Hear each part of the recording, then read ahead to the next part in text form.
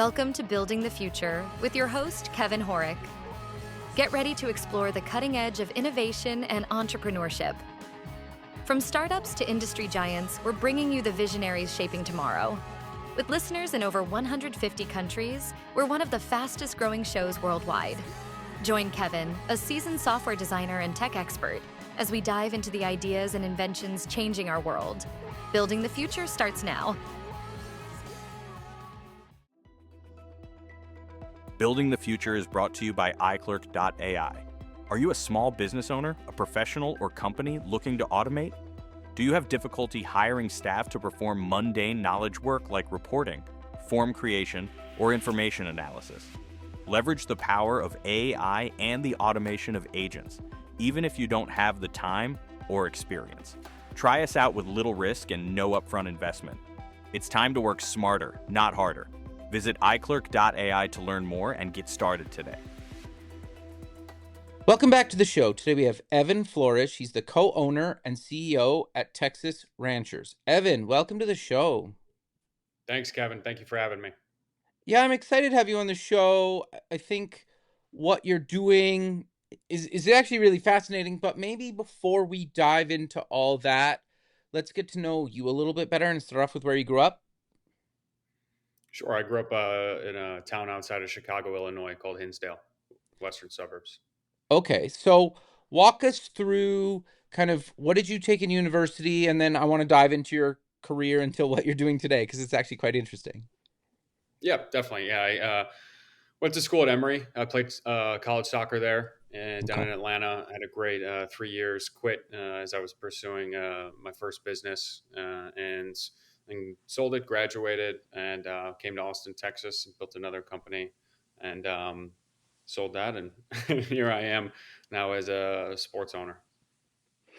Okay, so do you want to maybe dive into what each of those businesses were? Because I think majority of people are maybe hoping to sell one business, never mind two.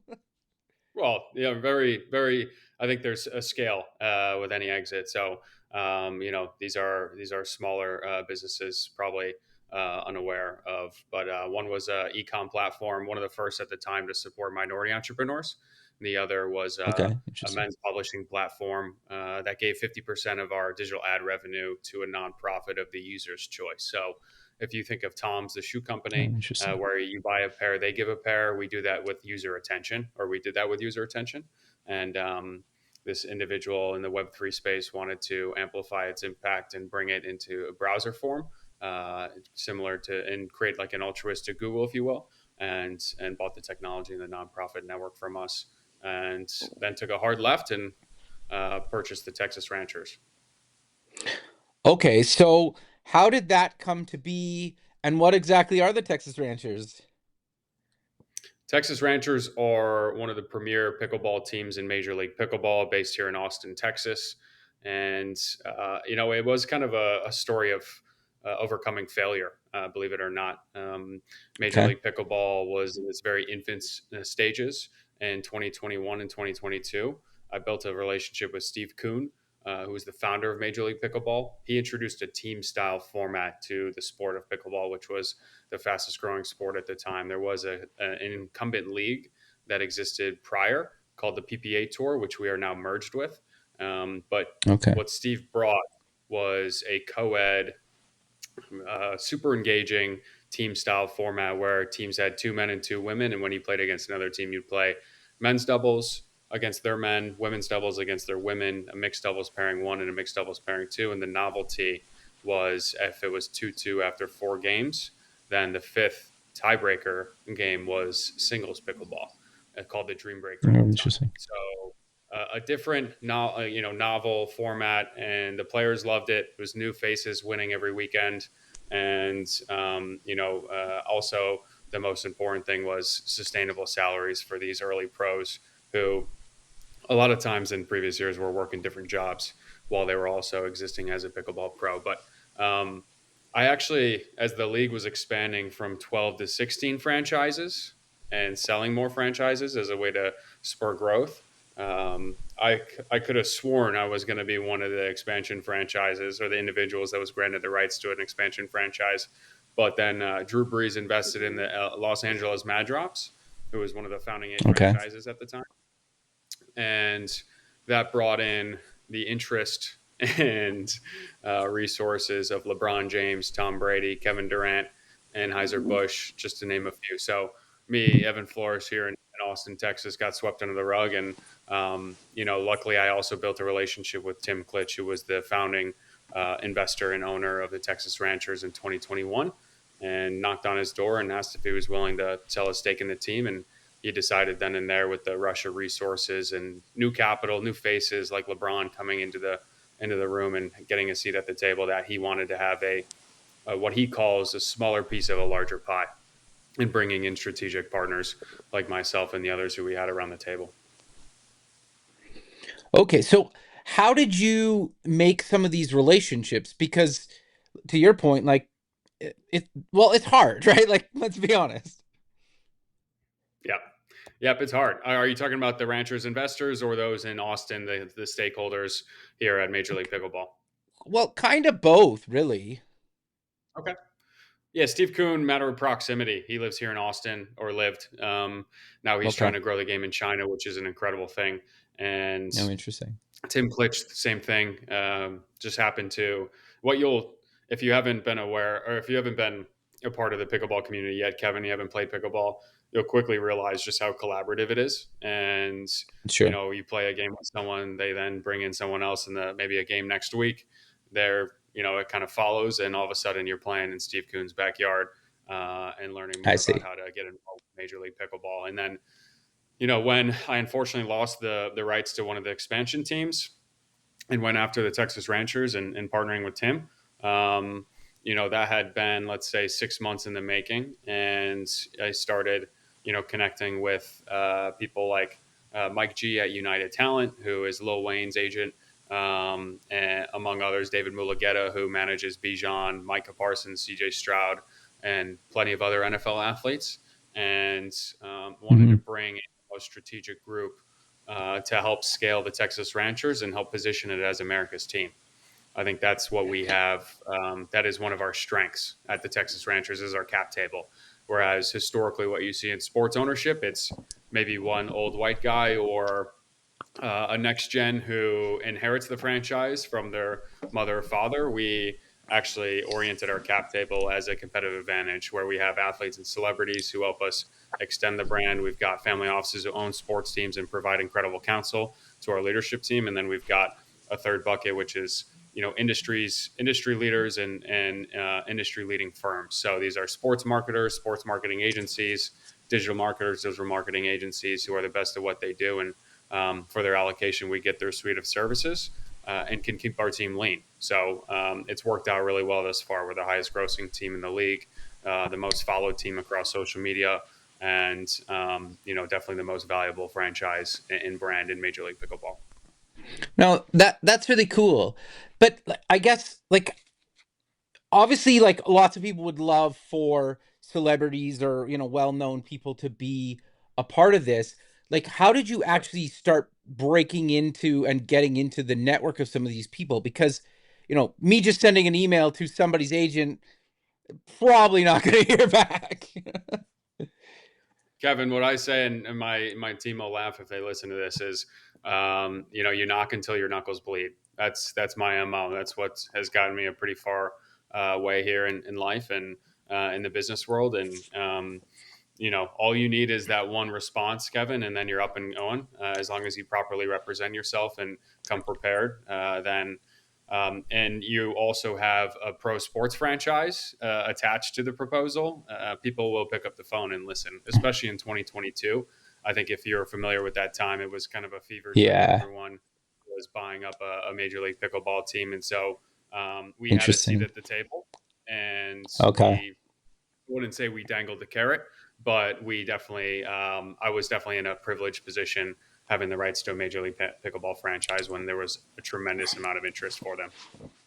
No, interesting. That's actually really good advice in itself, though, right? Because yes, you had something that was popular at the time, well, and still is, with your franchise, and like, I'm sure you heard a bunch of no's. I'm sure you heard never back from certain people. But to your point, it's like You just got to keep at it until you get one yes, and then probably the dominoes fall and a bunch of people become interested, right? 1000%. I mean, Yeah, I have as many emails saying they were interested as I do saying they don't believe in the growth of pickleball and they think it's a fad. And, sure enough, when interesting. we, not to sound arrogant, but sure enough, when we knock on their doors now and our team is valued 20, $30 million, then, and it's still the fastest growing sport and it's growing internationally. And we're seeing incredible numbers in TV viewership. All you have to do is tip your cap and just say it wasn't the right place, wasn't the right time. And that's the nature of the business of investing is some people, take the leap of faith with you and some people don't and can't hold it against them. But that's just how it goes. Sure. So I want to dive a little bit deeper into maybe the business side of things. So Sure. how did you become interested in pickleball, and then like I want to walk through kind of how the business works. How does it compare to other kind of pro sports? Like, is it pretty similar? Is it quite different? How does that work? Sure. Definitely. Um, it's well, I'll talk about the getting into pickleball and what makes it such a great business is and why I took it up. I took it up because yes, of course, it's tough to find 21 other individuals to play soccer with you versus three other individuals to play pickleball with you, or one other and play singles. But Sure. it also, if you haven't played before, it's very layered. It feels like a video game where sure, you're realizing pretty early on that you can't just drive the ball and win, especially against great players. And then there's another layer. Okay, if I knew, now have to understand that I have to believe in dinking and playing a short and patient game. Then there's another layer on top of that, which is okay, where am I dinking the ball? And then it's okay, when am I speeding up and creating off the ball? So that's what I think lends itself well to not only the amateur and recreational growth that we continue to see with the 50 plus million players playing around the US, but also why I think a lot of TV viewership stats that we're seeing from our partners are strong because people that are watching understand that just how difficult and strategic the pro players are and the kind of decisions that they're making are. So for me, I think that lends itself well to a sport that is not a fad and is going to be a very compelling sports property and become a global game and Olympic sport at some point. From the business lens of the white space ahead, how much of there is, how much of it, like how much white space is left, I think there's a lot of white space left for continued growth.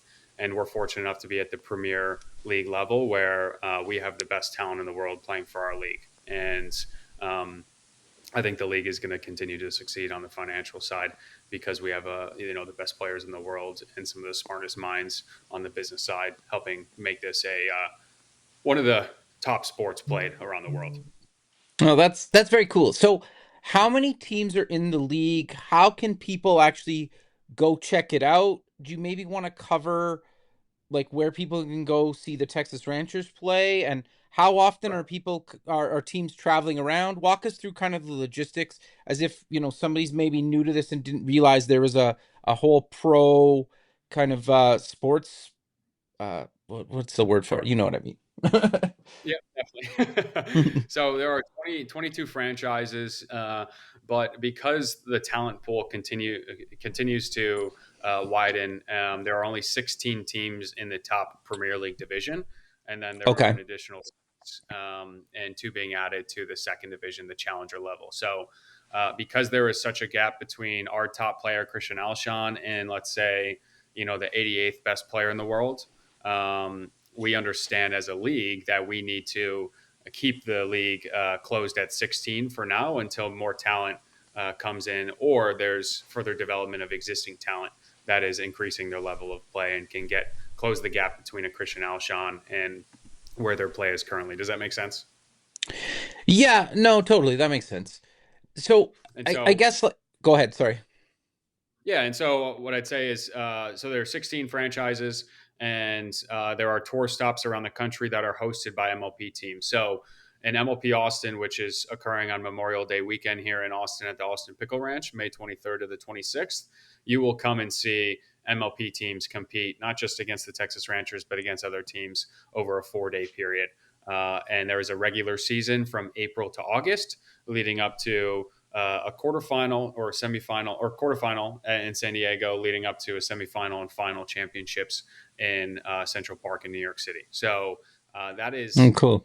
very akin to what you see in other Big Four sports leagues with a regular season, Yeah. including a midseason tournament in Major League Pickleball midway through in July in Grand Rapids. So there is that also, I would say, addition to the regular season format that we're seeing utilized by the NHL recently, the NBA, where you keep people engaged throughout in our case, the 5-month stretch or 6-month stretch of the regular season. Sure. So how does the kind of well, you kind of covered it at the beginning, but you said there's like a championship at the end. How does like Mm-hmm. points and scoring work throughout the season? To like, does every team make the playoffs? Like, how does that kind of work? Not every team makes the playoffs. Okay. There's a quarterfinals, and then so there's 6 teams. The Okay. top 2 place teams do not play in the quarterfinals; they get buys into the semis. Okay. So you know that's an understanding of how many teams make the playoffs. But the points are accrued over the course of the regular season. So if you beat a team, let's say 4-0 when you're thinking about men's doubles, women's doubles, mixed one, mixed two, or 3-1 if you beat a team outright, then you are looking at 3 points. If you beat a team similar to hockey in a dream breaker, analogous to overtime in hockey, you get 2 points. If you lose in a dream breaker, you get 1 point. If you lose 1-3 or 0-4, then you get 0 points, and that Okay. accrues over the course of the regular season matches that you play. Interesting. Okay. And then you said earlier that you're basically these people are doing this full time. Mhm. What's kind of the salary ranges that these professionals are making? It's pretty remarkable. I think that's why we're seeing tennis players come over, amateur tennis players or collegiate tennis players come in and take a shot at pickleball, because the business side of the sport is incredibly healthy. Average female player in MLP makes more than a WNBA player. Oh wow. And Okay. some of these players, the top 5, let's say, are making a few $1,000,000 a year, with Oh the top wow. player making Okay. over $5 million a year. So Wow. there is real money here outside of just the purses that you receive for winning. Right. There are sustainable contracts for these players to be able to live and thrive as pro athletes. And it is attractive for either ex tennis players like Jack Sock and Jeannie Bouchard, who came over from tennis when their career was finishing, or again, collegiate tennis players, youth tennis players who are thinking about what they want to do if they want to become a pro athlete, which racket sport they want to take up. Interesting. Okay. So how have you guys been growing the league and the business? Because I Mm-hmm. think still for a lot of people it's kind of relatively new, and like you said, not everybody's played it yet, right? Sure. But I think more and more people are playing it, right? And or getting kind of about to start playing. Yeah, I'd say so. When you think about the business side of a Major League Pickleball franchise, it's similar to other I would say American sports outside of the stadium, P&L that you see in Big Four. Whereas there's a hybrid model. It's not fully centralized in its cost structure, but it's also not fully, liberal and let's say a Boston Red Sox are all, on the hook for selling sponsorships for their venue, but they're also Right. on the hook for paying for that venue a lot of the time. So for Major League Pickleball, because we travel around the country, we have the same, very similar revenue items, just less inventory than some of the other Big Four. If that Right. makes sense. Right. And So go ahead. yeah.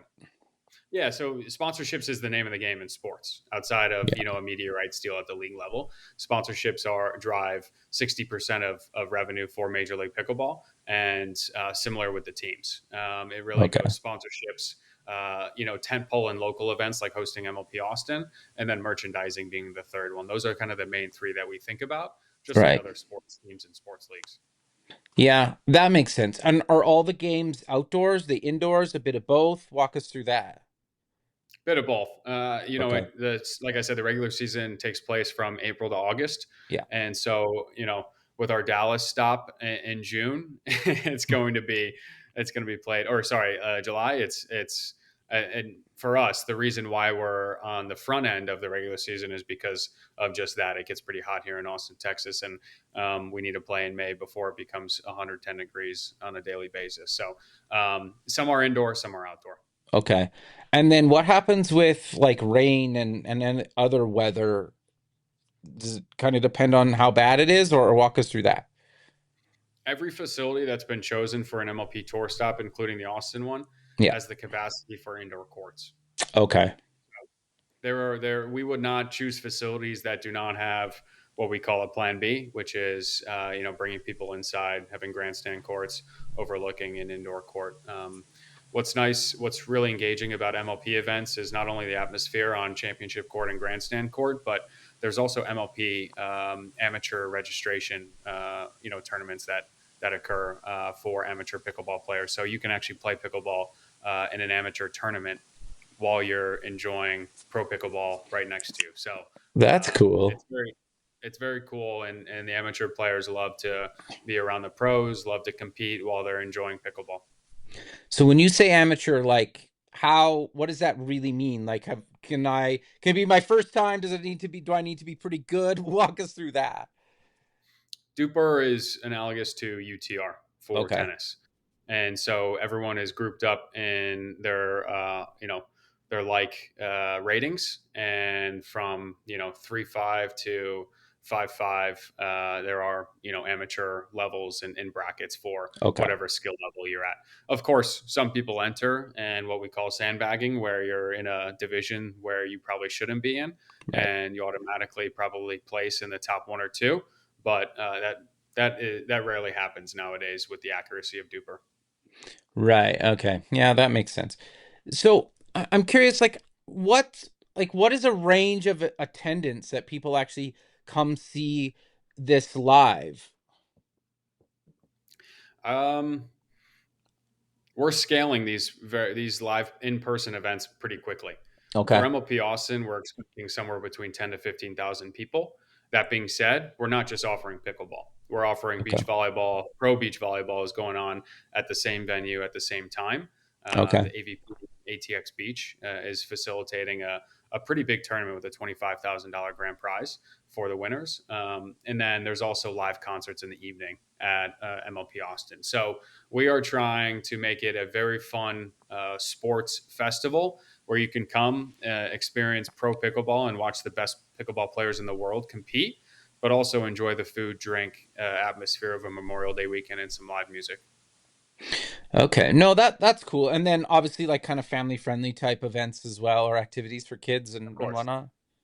Of course. I Yeah. think what we, you know, for people who are getting into the sport or Yeah. have not taken the leap into pickleball, I encourage them to watch pickleball live and watch pro pickleball live to see just how exciting, fun, high energy this sport is at the pro level, and you'll understand why so many people have fallen in love with it.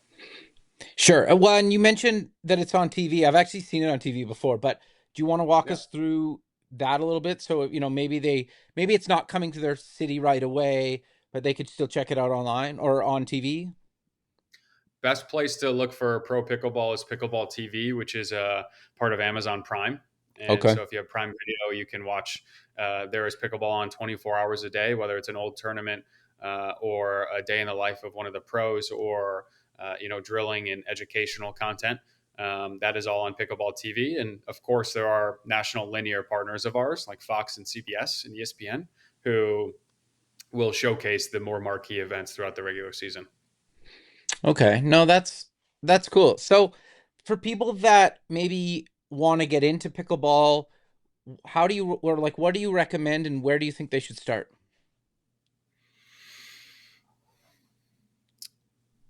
I'd say Well, I haven't been asked that in a very long time. That's a great question. The best play, because I don't want to oversimplify it, but at the same time, it really is just find one or three other people, or even one, two, three other people, and get out on a public court and play. Or even if the courts are packed, put your paddle down and have some fun. I'd say, just how I took up the sport. I went there, asked around at how to play, and very quickly, I realized that it was, like I said at the very start of the interview, very collaborative in its nature, the community around pickleball. And if there's someone taking up the sport, people are actually excited to teach others how to play. And so that's how I would recommend is go to maybe Target or go to ranchers.com and get a paddle and, get some balls from Vulcan or other companies that offer balls, and go to the public courts and give it a shot. No, that makes total sense. So, do you want to give people maybe kind of the basic rules and how it's similar and different to say like tennis? Sure. So this year is the first year where it'll be in sync. Every scoring format will be the same. It will be the exact same between the PPA tour and MLP tour. So it's traditional scoring. You can only serve, or you can only score points on your serve, Okay. and games are played up to 11. And both partners, if you're playing doubles, have the opportunity to serve. So at the start of the game, it starts 0-0. One person serves. If they lose that point, it goes to the other team. And then we're starting in traditional scoring format. So let's say I got the serve, I scored. It's 1-0, and then because I'm the first server, that third number is 1. Let's say we lose that next point, and it's now the second my partner serve, then that partner would say 1 because we're still at 1, we didn't win the point. Right. 0 because the other is still at 0 because they're not serving, and then 2 because I'm the second server.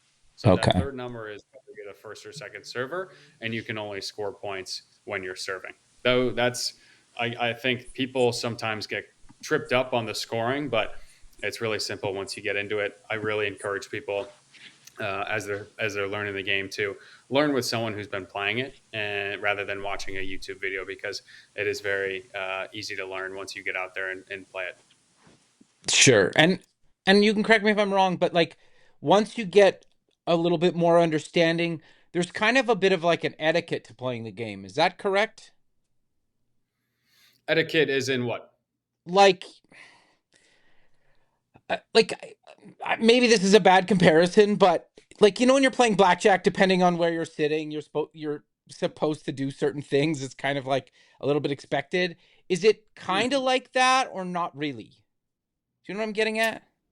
I'd say the only thing that is where you're encouraged to be polite is when you win a point after it hits off the net, and it's a let, for example, because that is unpredictable and of course unintentional.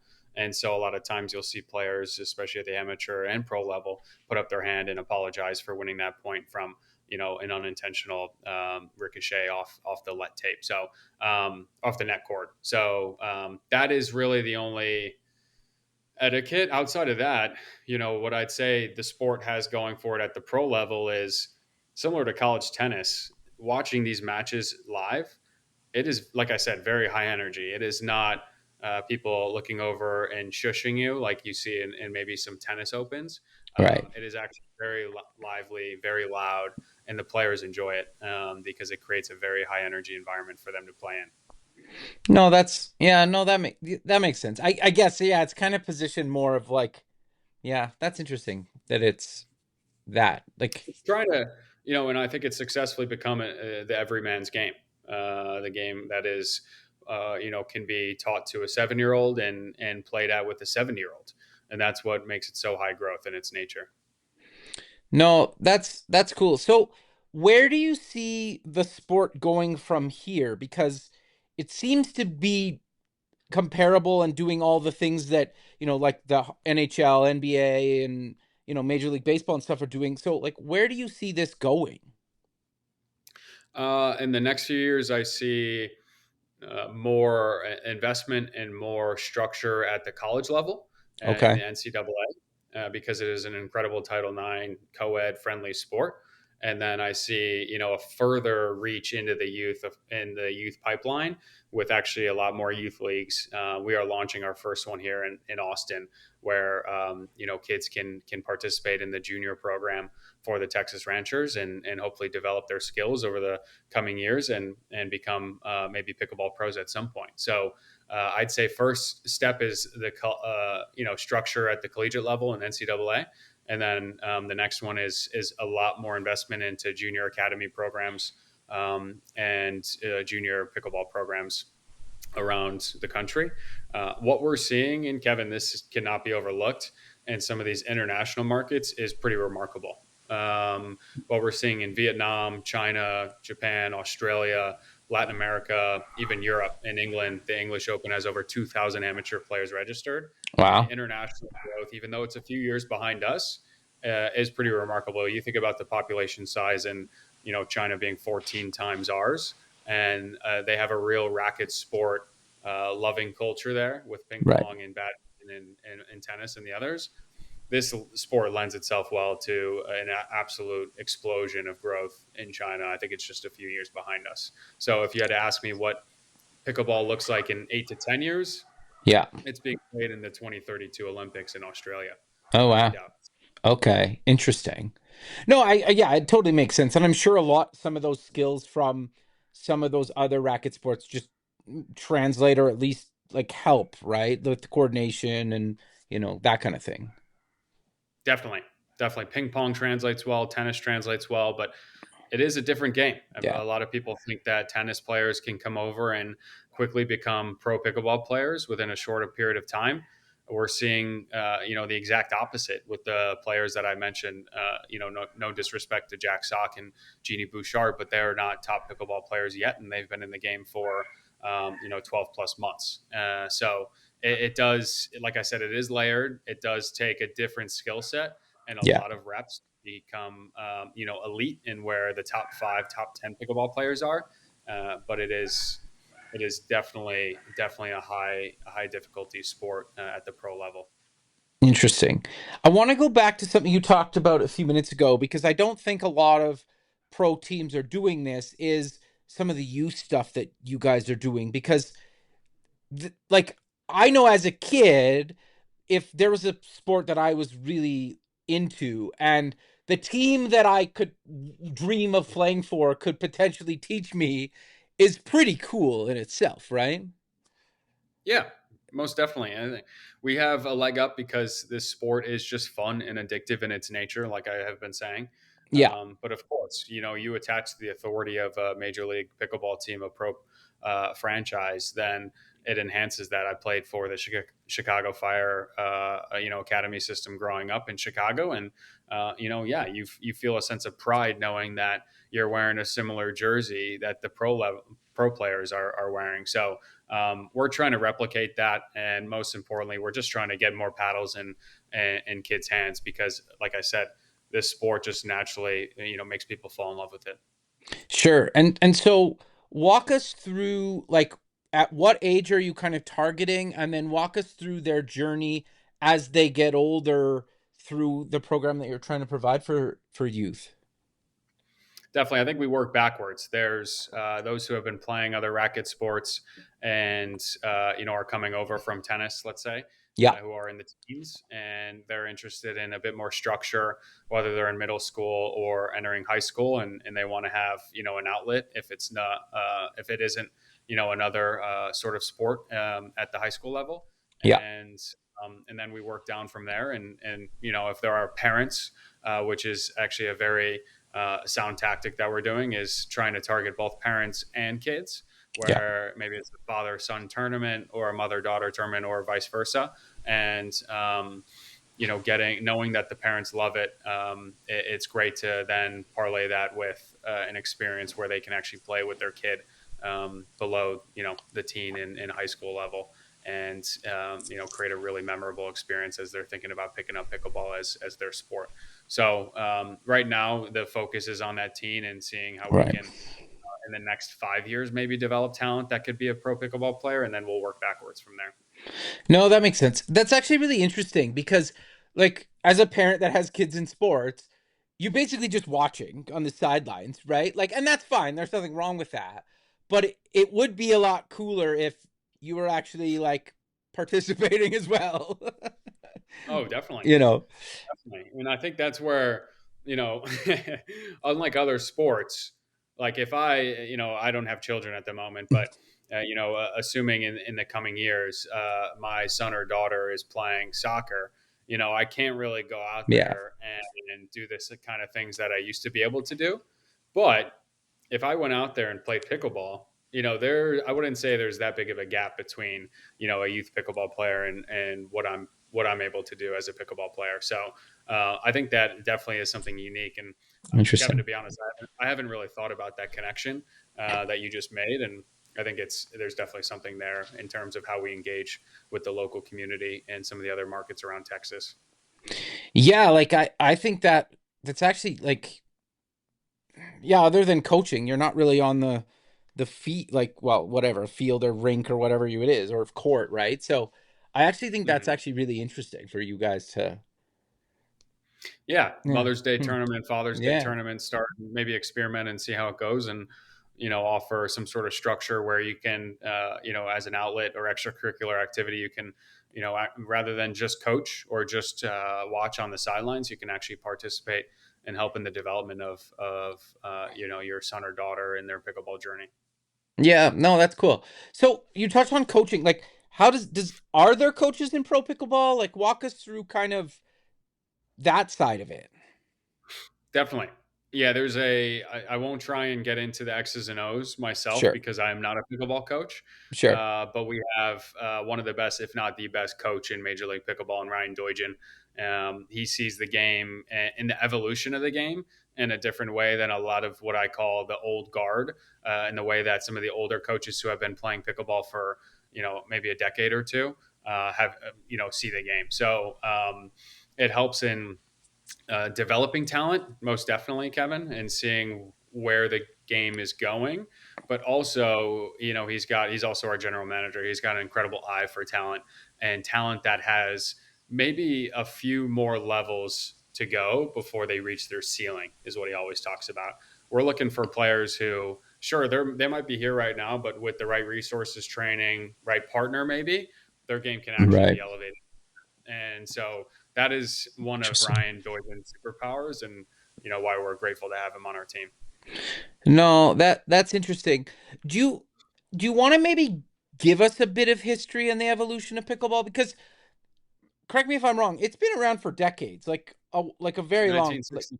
yeah, okay. So how, like, do you want to give us a bit of history to what it was, how it's similar and different today, and kind of maybe where you think it's gonna potentially go, and or how maybe it's already you don't really need that many tweaks to it. Um, sure. Yeah. I mean, 1965 was founded in Bainbridge Island in Washington.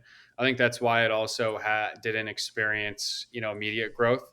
It's a pretty isolated area out there in the upper Okay. Northwest. And, I imagine the families who founded it were probably okay with keeping it to themselves. Mhm. Now, what I know about pickleball. But, you know, I don't know about you, Kevin. I did not have it as a gym unit.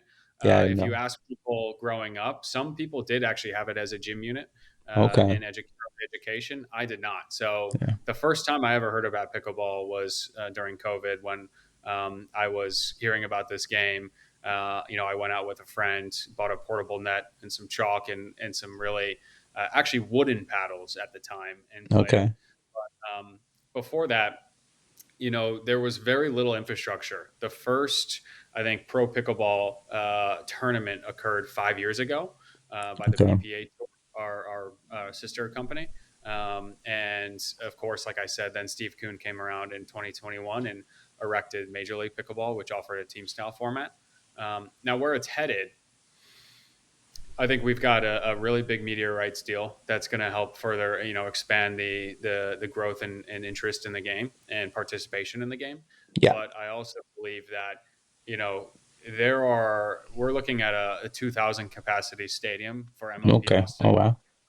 I think capacity for watching pickleball is going to continue to increase as well because watching it in person is in my opinion, a lot more entertaining than watching it on TV at the moment, which could be could be, it is definitely a hurdle to the growth of the sport and negotiations for that media rights deal. But at the same time, you could take an approach where you lean into that and you create, like we're doing with MLP Austin, a festival, a memorable weekend Yeah. experience, similar to what Formula One has successfully done, where they invite 500,000 people over the course of one weekend in Austin to experience Formula One, a sport really on the average side no one understands, but they still love because of the entertainment factor and because of what the activations that are going around on and the concerts in the evening. So we're leaning into it. And hopefully this is something that, again, is on par with other sporting events in terms of weekend attendance over the course of, our Friday to Monday window. Yeah, no, that makes a lot of sense. It's interesting because obviously, like, I I think one of the best things that ever happened to Formula One, for example, was the Netflix series, right? Because, like, to your point, like, not very many people realize like how technical that is, right? But once you understand what's happening fully, it becomes way more enjoyable than if you're just like, well, it's just cars going around a track. That's what the pro Yeah, level of pickleball needs the most. yeah. Um, I know there are countless now sport documentaries, and to the point where people are like, okay, what's next? Is it going to be pickleball? Is pickleball going to get a docu series? Because you've got Formula One, and then everyone jumped on that bandwagon. Then they Yeah. made one about golf. Then they made one about tennis. Sprinting, I saw, which was really engaging, by the way, ahead of the Olympics. So I found Okay. myself glued to the couch watching every sprinting match. But for pickleball, I I bet you if I took a poll and asked the audience, average audience, if they cared about what I was doing on a weekly basis, very little people would care. Mhm. Now, would they care to see a second chance, redemption? Would they care about seeing struggle and really compelling, really emotional storytelling about, maybe the ascension of a pickleball pro or someone coming over from another sport, maybe tennis, Yeah. to hint at where I'm going here, to Sure. watch and see their journey at trying to become a pickleball pro? I think that answer is 1000% yes. And so we're working on a docu series right now where we bring 12 D1 tennis seniors and give them 6 months of training and resources living here in Austin and seeing if they can get an MLP contract at the end of it. That's So cool. that's what the sport needs most right now is people's average consumer sitting on the couch, Yeah. interested and curious about pickleball, whether they've played it or not. Yeah. No, that's interesting. That's cool. It's what I like about what you guys are doing is you're taking a like a non-traditional approach to kind of expanding and growing a relatively new like pro sport, right? Where Yep. the traditional pro sports have been around for so long, they don't really have that ability to do that, right? Or it would be so hard to change kind of that. Do you agree with that? Yeah. Definitely. I think, we're learning every single day on new ways to engage with fans, new ways Sure. to support our athletes, new ways to expand our brand into new Yeah. markets with the technology that we have today. So, I think it. I feel like I have the best job in the world, being able to, with a blank canvas ahead of me and the growth of pickleball, but the interest and demand for more pickleball, we can take it whichever direction we want to. And, we will make some mistakes and stumble along the way. But I think how we engage with fans and is one of our biggest opportunities because it's less about the ticket sales and it's more about how you can engage with people and tell stories online and make people Yeah. feel like they're a part of the franchise through a screen, which is, yes, a challenge, but also an incredible opportunity. Yeah, no, that makes a lot of sense. How do you incorporate some of the fan feedback into maybe not directly into the game, like changing the rules, for example, but like it seems like you have a bigger opportunity to almost take some of that feedback and iterate, maybe not, like I said, not on the rules per se, or maybe you need to change one or two, I don't know. But like you have that kind of luxury, right? Sure.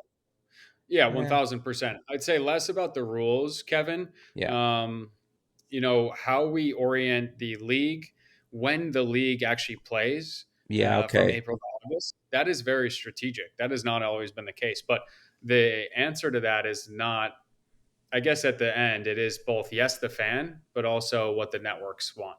And we're Ah, not planning, we're yeah. not making decisions for the networks, we're making decisions for the fans. But the reason why we have a season from April to August is because there is very little competition for sports and competing sports and viewership and attention and eyeballs in that window Right. over the summertime. And we want to create a culture where during the summertime, you're playing and watching pickleball. Summer nights Right. and pickleball should go hand in hand. And we're trying to create that culture right now. So yes, we're keeping the fan in mind, but also the feedback of in the back of our mind, the question is, okay, how do we sign that 9, 10, 11 figure, media rights deal? Right. That is the golden ticket for American sports. And a lot of the decisions at the board level, at the leadership level, are focused on that. For us, when it comes to, I'll give you an example, like merchandising, Yeah. we care a lot about what people think about our design. We care a lot about what people think about the types of materials they're playing in. When you interact with the brand, or in this example, in this scenario, it's touching and feeling and wearing our merchandise. We want that to be an elevated experience. So of course we're super tuned in with our feedback loops of how we're engaging with fans and how we're collecting feedback and iterating and improving. But I can't say the same for other MLP Yeah. franchises. That's just us at the Ranchers. Okay, I see. So when you say like, are you okay? So like, if you're basically selling, like or team outfits or like jerseys or whatever, are you like testing different materials with your fans to say like, do you like this one over this one kind of thing, and then obviously how that informs your decision? Definitely. I think Yeah, we interesting. we work with some of the best manufacturers at the Texas Ranchers. Okay. So we're getting the highest quality fabric. We're getting the newest technology when it comes to on textiles. But for us, the thing that we love to test is the design and what people are Sure. looking at. Whether it's paste, if it's a simple item, maybe it's just pasting our logo, but you really Yeah. feel the elevated feel experience with the texture or the material that's used. Or if it's a cotton t-shirt, for example, what design are we putting on that cotton t-shirt? A very simple made tee, Right. to make them feel like this is a very special experience interacting with our brand. So there's different ways to chop it up and different ways to get feedback from your fans, but those are just two examples. Yeah, no, that's interesting. No, that's cool, man. I'm fascinated to see where the sport goes, right? Because it does have a lot of that like community type feel to it where like it feels different than some of the other major league sports, right? Where I don't know. I don't know what like I don't know how to like phrase it, but it's just like it's different if you compare it to like basketball or baseball or like hockey. It seems like people are like obviously passionate about it and being like fans of it, but there's not really like a community around it, if that makes sense. Or do you, where I think like pickleball has that community. 1000%. Where else would you find a sporting event where amateur players can actually Yeah, participate you in the don't. overall experience Yeah. and beyond just experience and watching the pros? There Yeah. really isn't anything like it. I've never been to a soccer, hockey, basketball, even tennis match where there are amateur tennis players competing alongside Yeah. pro players. So we are leaning headfirst into the community, the natural community feel that pickleball brings. No, yeah, that's really cool, man. But we're kind of coming to the end of the show. So how about we close with mentioning where people can get more information about the Texas Rangers, some events you guys have coming up. They want to check it out. Yeah, just maybe some links that people can check out. Definitely. Yep. We are at Ranchers Pickleball on Instagram, on social media. We are at ranchers.com to learn more about the team. And then if you want to shop any merchandise or sport any of our apparel, it's shop.ranchers.com. And just a reminder that we do have MLP Austin. It will be an incredible sporting festival with pro pickleball, pro volleyball, and live entertainment in the evening. Okay. Incredible food and drink over May 23rd to the 26th over that Memorial Day weekend. Very cool. Well, Evan, I really appreciate you taking the time out of your day to be on the show, and I look forward to keeping in touch with you, and have a good rest of your day. Thanks, Kevin. All right. Appreciate it. Thanks. Okay, bye.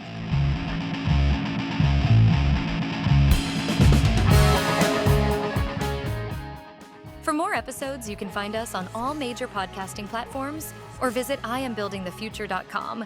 Join us next time and keep building the future.